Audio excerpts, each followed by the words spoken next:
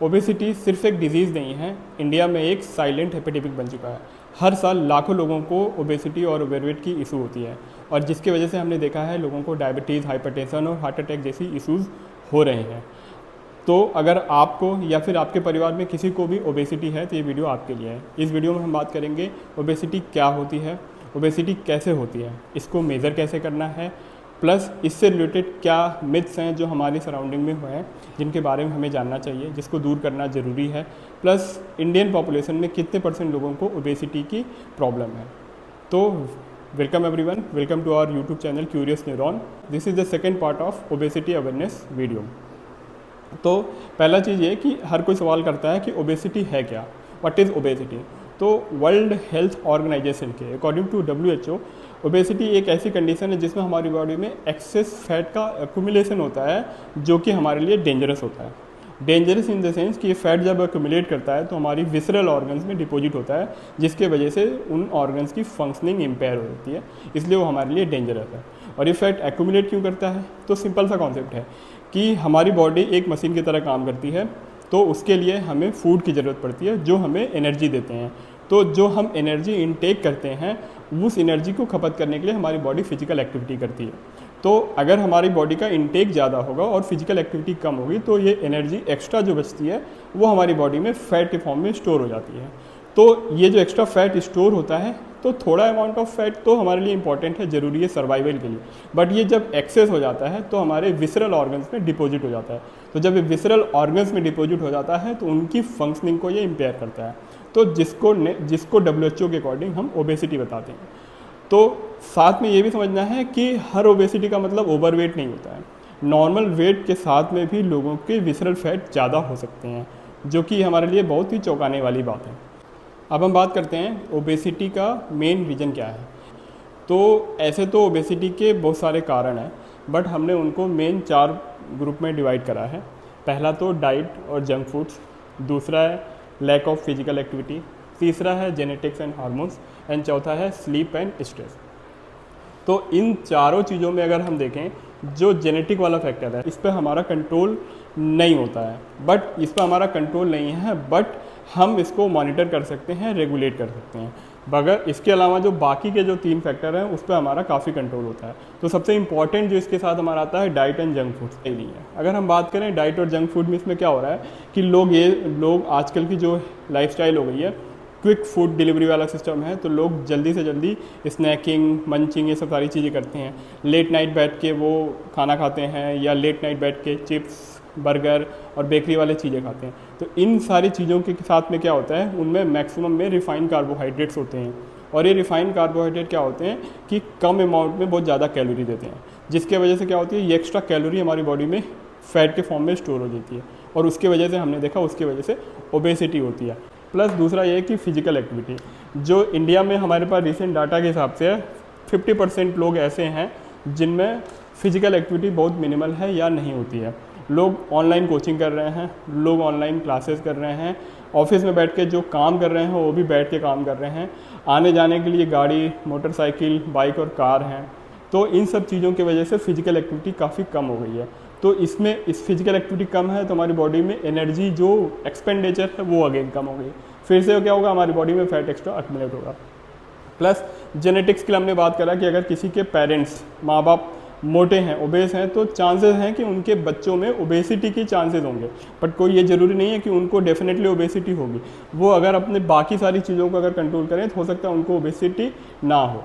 Plus कुछ लोगों में हार्मोनल इश्यूज़ होते हैं, जैसे फीमेल्स में PCOD और थायराइड की डिसऑर्डर के वजह से भी उनको ओबेसिटी होती है। ऑल्दो हम उनको डायरेक्टली पूरी तरह से कंट्रोल नहीं कर सकते हैं, बट उनके साथ में जो स्ट्रेस होता है उनको हम अपना मॉनिटर कर सकते हैं, बिकॉज स्ट्रेस की वजह से ये सारे हार्मोन्स हमारे बढ़ जाते हैं। प्लस स्लीप और स्ट्रेस, इसके बारे में लोग ध्यान नहीं देते हैं, मगर स्लीप और स्ट्रेस बहुत इंपॉर्टेंट फैक्टर है ओबेसिटी का। जब हम क्या होता है, लेट नाइट तक जब हम जगते हैं, नेटफ्लिक्स, अमेज़न प्राइम, हॉटस्टार या फिर इंस्टाग्राम, फेसबुक पर अपना टाइम बिताते हैं, तो क्या होती है, हमारी जो स्लीप साइकिल होती है वो डिसरप्ट हो जाती है। लेट नाइट तक हमारी बॉडी में कॉर्टिसोल निकलते रहता है, और इस बढ़े हुए कॉर्टिसोल की वजह से क्या होता है, हमारी बॉडी अगेन फैट को एक्स्ट्रा स्टोर करके रखती है, और ये फैट को स्टोर होने की वजह से फिर एक्स्ट्रा एक्यूमुलेट होगी, विसरल ऑर्गन में जाएगी और ओबेसिटी होता है। उसी तरह से स्ट्रेस काम करता है। सबसे इंपॉर्टेंट स्ट्रेस हार्मोन जो होता है वो होता है कॉर्टिसोल। तो जब भी हम स्ट्रेस में होते हैं तो हमारी बॉडी से क्या कॉर्टिसोल हार्मोन निकलता है। तो कॉर्टिसोल हार्मोन क्या करता है कि हमारी एनर्जी को बचाने की कोशिश करता है, मतलब कि जो अगर हमारे पास कैलोरी है तो उसको फैट के फॉर्म में स्टोर करने की कोशिश करता है। तो इस तरह से क्या होता है, इन सब सारे फैक्टर्स की वजह से हमारी बॉडी में एक्स्ट्रा फैट स्टोर होता है। तो सिंपली अगर देखा जाए तो जो ये ओबेसिटी है, मोटापा है, सिर्फ किसी को विल पावर की कमी की वजह से नहीं हो रहा है, ये इन चारों फैक्टर्स के आपस में इंटरेक्शन की वजह से हो रहा है। किसी की अगर जेनेटिक्स अच्छी है मगर वो डाइट में जंक फूड ले रहा है तो उनकी ओबेसिटी के चांसेस बढ़ जाएंगे।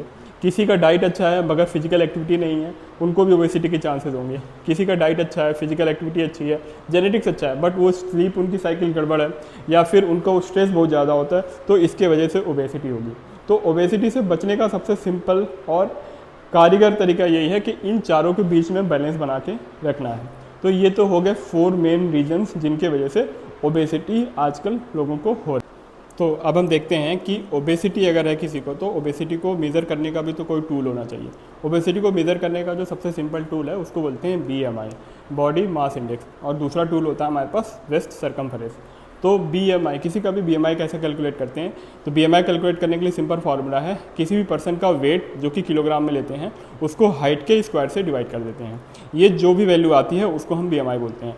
तो किसी को भी ओवरवेट बोलने के लिए अगर किसी की BMI 23 से ज़्यादा है तो उसको ओवरवेट बोलेंगे, और अगर 25 से ज़्यादा है, 25 से ज़्यादा है, 25 से ज़्यादा है तो उसको हम ओबेस बोलेंगे। ये तो एक स्टैंडर्ड है एशियन पॉपुलेशन के लिए, और ये इंडियन में भी सेम अप्लाई होती है। US और वेस्टर्न पॉपुलेशन में वैल्यू थोड़ी डिफरेंट होती है। प्लस इसके अलावा क्या होती है, वेस्ट सरकमफेरेंस। तो अगर किसी का वेस्ट सरकमफेरेंस ज़्यादा है उसका मतलब होता है कि उसका विसरल फैट ज़्यादा है। तो ये इससे बेटर इंडिकेटर होता है किसी के भी विसरल फैट का होने का, और इस दोनों टूल को यूज करके हम किसी की ओबेसिटी के बारे में बता सकते हैं। अब हम बात करेंगे ओबेसिटी से रिलेटेड मिथ के बारे में जिनको दूर करना बहुत इंपॉर्टेंट है। तो पहला मिथ तो यह है, जो लोग समझते हैं कि क्रैश डाइट करने से हमारा वेट लॉस होता है और ये लॉन्ग टर्म तक रहता है।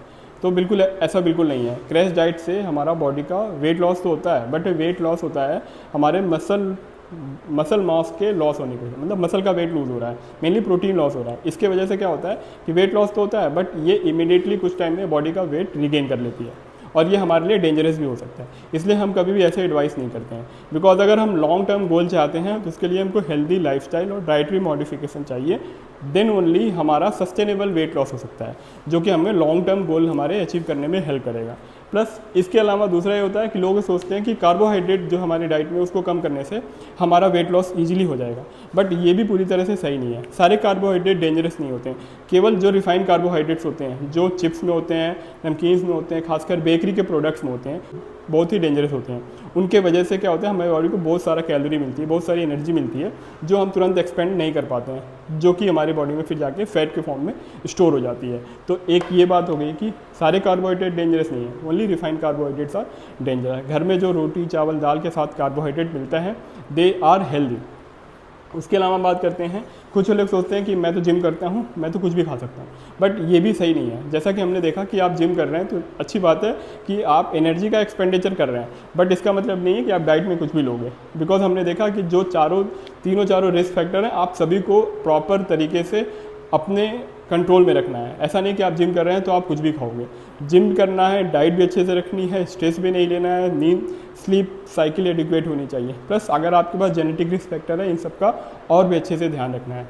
तो ये तो कुछ हो गए बेसिक मिथ के बारे में जो हमें जानना चाहिए। इसके अलावा एक बहुत इंपॉर्टेंट मिथ है जिसको हम वाई पैराडॉक्स बोलते हैं। इसमें क्या होता है कि जैसे हमने बात करी कि ओबेसिटी है, BMI ज़्यादा होगा, बट इसके कहने का मतलब हम ये कहना चाह रहे हैं कि कई बार अगर कोई ओबेस नहीं है, लीन एंड थिन बिल्ड का है, उसको भी विसरल फैट ज़्यादा हो सकता है। ये एशियन पॉपुलेशन जो होती है, हमारे इंडिया में जो लोग होते हैं उनकी थिन फैट फिनोटाइप होती है, मतलब पतले दुबले शरीर में भी विसरल फैट काफ़ी ज़्यादा अमाउंट में हो सकता है। उसको वाई पैराडॉक्स बोलते हैं। तो ओबेसिटी का मतलब सिर्फ ये नहीं है कि वो ओवरवेट है, हो सकता है पतला दुबला इंसान हो उसके अंदर विसरल फैट ज़्यादा होता है। तो इस मिथ को दूर करना तो बहुत ही इंपॉर्टेंट है। प्लस अब हम बात करते हैं कि इंडियन पॉपुलेशन में कितने % लोगों को ओबेसिटी है। तो अगर ओवरऑल हम CSIR की रिसर्च, ICMR की रिसर्च की बात करें तो पिछले साल के पब्लिश डाटा में इंडिया में नियरली 24 to 25% जो जनरल पॉपुलेशन है उनको ओबेसिटी है। और इस डाटा को उन्होंने 2 पार्ट में डिवाइड करा, एक शहरों में एक गाँव में। जो शहरों में जो ये डाटा है आपको चौंकाने वाले हैं। क्यों? क्योंकि शहरों में नियरली 75% लोग ऐसे हैं जिनको ओबेसिटी है, ओवरवेट है, ओबेसिटी है। इनमें से 80% ऐसे हैं जिनको एब्डोमिनल ओबेसिटी है। ये एब्डोमिनल ओबेसिटी सबसे ख़राब तरह की ओबेसिटी होती है क्योंकि डायरेक्टली विसरल फैट को दिखाती है। प्लस अगर यही डाटा हम गाँव में देखें तो गाँव में ये वैल्यू तो कम है, लेकिन गाँव में भी ये डाटा पहले से बहुत ज़्यादा बढ़ा हुआ है। गाँव में आज के टाइम पे इसकी वैल्यू है 20 से 25% लोग हैं जिनको ओबेसिटी है। उनमें से भी 18 से 20% ऐसे लोग हैं जिनको एब्डोमिनल ओबेसिटी है। तो हम देख सकते हैं कि शहरों और गाँव की लाइफस्टाइल के चेंज होने की वजह से ओबेसिटी का रेशियो भी ज़्यादा है। बट ये चीज़ अलार्मिंग है कि शहरों में तो बहुत ज़्यादा है, बट गाँव में भी ये वैल्यूज़, ये रेशियो, ये नंबर धीरे धीरे करके बढ़ रहे हैं। इसीलिए हमारे सराउंडिंग में, हमारे आसपास के लोगों में, हमारे घर में, हमारे परिवार में लोगों को डायबिटीज़, हाइपरटेंशन और हार्ट अटैक जैसी इश्यूज़ देखने को मिलते रहते हैं। तो आज के लिए बस इतना ही। अगली वीडियो में हम बात करेंगे हमें अपनी डाइट में क्या क्या मॉडिफिकेशन करनी चाहिए, डाइटरी मॉडिफिकेशन क्या इंपॉर्टेंट है, प्लस लाइफस्टाइल में क्या चेंज करना है जो हमको ओबेसिटी से ओवरकम करने में हेल्प मिलती है। Thank you everyone.